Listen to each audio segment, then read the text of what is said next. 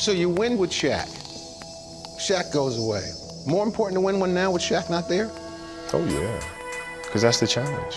You know, some said I couldn't for whatever reason, but I knew the truth of it. I think Shaq knew the truth of the situation. I wasn't some sidekick.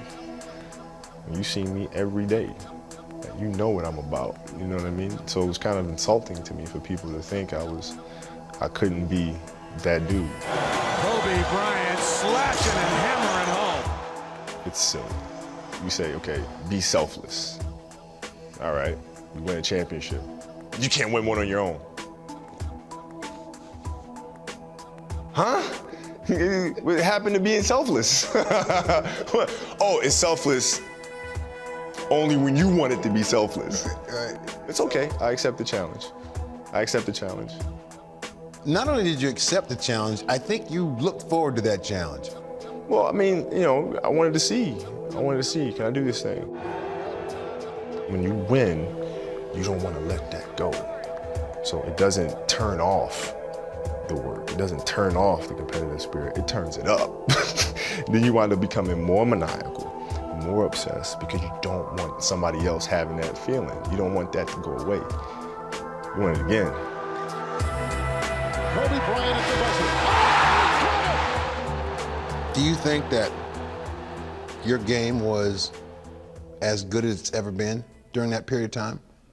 Oh yeah, absolutely. Shot clock becoming a factor. Physically, I was there.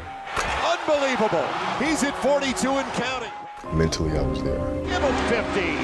His sixth 50-point game of the season. Stops, spins, fires, hit! 61 points tonight. And an 81-point game. History tonight at Staples Center. Now, at that point, was that when the Black Mamba raised its head? Yeah. Or was identified? Well, it was always there. It was always there. It just identified. Let's put a name to it. Yes. Yeah, tell me about that. Well, I mean, like I said, there's a difference between who you are and what you are. And what I am when I step on that court is, I become that. I am that killer snake.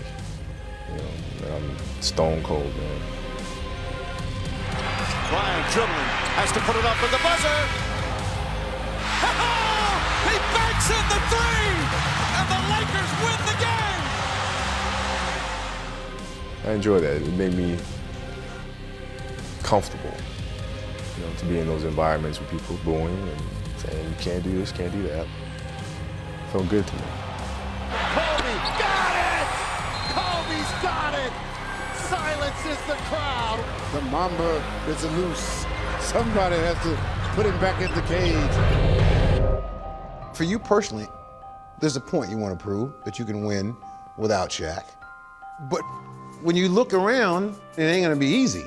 All you're doing is playing out of the format. The format is a triangle.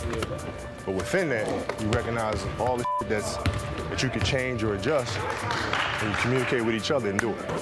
Well, how do you deal with that? Patience. Right? Patience from Patience. Kobe Bryant? Well, Kobe yeah. Bryant has no patience. Sure I do. You gotta have strategic patience sometimes. You gotta understand, it's like after we won 3, we had a couple years there where it was just downtime. We didn't have a very good team.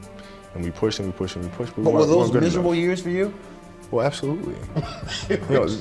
Absolutely, but you also understand that the time is going to come. Why? Because I'm going to keep banging on this door until it comes, right? But you also understand the concept of reality. And then you become more obsessive when you have the pieces around you to win a championship, because you understand how hard it is to get that chance. And when that chance comes, you make sure you take advantage of it. Bryant looks inside, finds Gasol. Gasol, count it, and a foul. We did that perfect. LeBron were in line the whole time. Basketball immortality for the 09 Los Angeles Lakers.